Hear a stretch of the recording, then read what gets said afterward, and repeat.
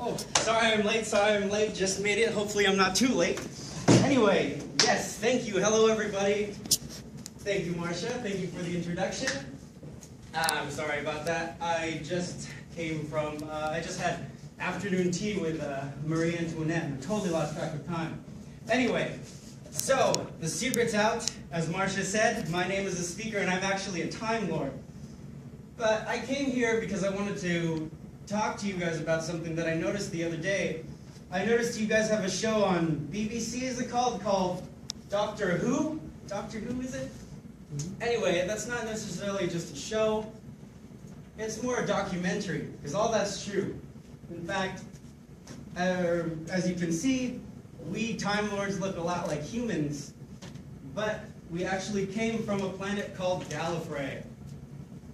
There's a beautiful picture of Gallifrey when it once was. Unfortunately, the planet of Gallifrey is lost now after the last Great Time War, so there's not many Time Lords left. I think at this point it's only myself and the Doctor. But yes, the Doctor. Doctor Who, you might be wondering. The Doctor, is that his real name, the Doctor? Actually, no, it's not. We Gallifreyans have Gallifreyan names, but we choose to go by aliases. For example, I am the speaker. I go by the speaker. He goes by the Doctor. So, whoops, sorry. And if you guys have been watching the show, if you've been watching the documentary, sorry, you'll notice that the Doctor, even though it's one person, he's had many different faces, as you can see here. But it's the same person. How exactly does that work? See, we, Time Lords, we don't really just get frail and die. Not necessarily. We get frail and we do a little thing called regenerate. So a lot of noise, a lot of lights, it's a bit show-offy, if you ask me. I don't know. But yes, in our regeneration, we get a new body, we get a new personality, and we get a new sense of fashion. So as you can see here, that's the Doctor currently. He is, I believe, a little bit over 2,000 years old, currently on his 13th regeneration, and he looks a little bit like a magician, I don't know. I am on my 5th regeneration. I'm 742 years young, and I wear bow tie, because bow ties are cool. So, Time Lord, Lord of Time. How exactly do we lord over time? Well, how do we get around to where we want to go, through time and space?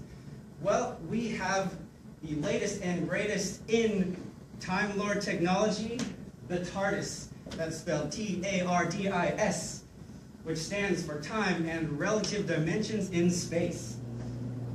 So, you might be wondering, okay, what is this box thing? What does it do? This box actually looks normally looks more like a giant tin can of sorts. And what it does is it actually camouflages itself to fit into its surroundings, to whatever time period. The Doctor managed to break his, and now it's stuck looking like a police box from the 1950s, whereas mine looks like a porta potty outside. And you might be thinking, okay, this is small. How can it fit more than 2 people inside of it? How can it fly? Is it okay? I don't know. I don't want to get inside that thing. Well, just you wait. Don't fret, humans. It's bigger on the inside. This is the inside of the Doctor's TARDIS. And inside, it has all the bells and whistles that you could possibly need to travel through time and space. It even has libraries, pools, arboretums, barbershops, ice cream stores, whatever, you name it. And again, this is the Time Lord's favorite and most trusted transportation method. There's the TARDIS going through time and space. Another thing we Time Lords like to use is, of course, our sonic screwdrivers. So, you might be thinking, okay, what does the sonic screwdriver do? I'm going to pass it around. So, the sonic screwdriver, again, what does it do? Well, it does a little bit of everything. It's a bit hard to explain. It unlocks doors, it manipulates electronic equipment. It does a bunch of wibbly-wobbly, timey-wimey things. And it's definitely helpful when you're in a jam. But the interesting thing is, it doesn't exactly work on wood. I don't know, you would have thought the Time Lords would have figured that out by now. Ah, yes, of course. The Doctor has grown a love for you guys, for humankind, for humanity. And traveling through time and space isn't exactly the most exciting thing when you're alone. Well, it can be exciting, but it gets very lonely. So the Doctor, over the years, over his thousands of years, has taken human companions throughout his adventures with him to share the universe with this amazing universe that we all share. So he and his companions have gone throughout your guys' human history, actually, and met many of your historical figures from your world, I guess. So, in fact, they have actually influenced your world more than you may know. But, as many friends as he has, he also has an equal amount of enemies. Ah, the Cybermen, very robotronic, if you ask me. Once men, now robots. They are hell-bent on conquering the world and upgrading the rest of humanity to be as emotionless and as evil as they are.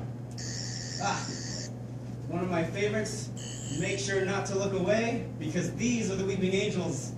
They are on a quantum lock, which means that they have a defense mechanism that turns them into stone as long as somebody or another being is observing them.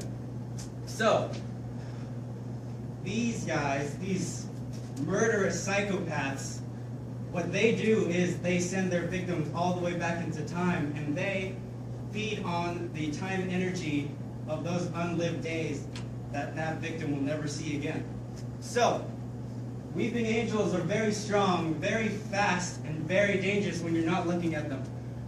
But I've heard somewhere actually that if an image holds, or if one thing holds an image of an angel, it itself becomes an angel.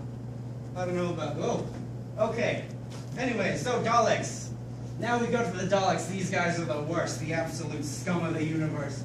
These guys were engineered for hatred, have zero compassion whatsoever, and are all about exterminating everything and everyone in their path if it doesn't do them any good.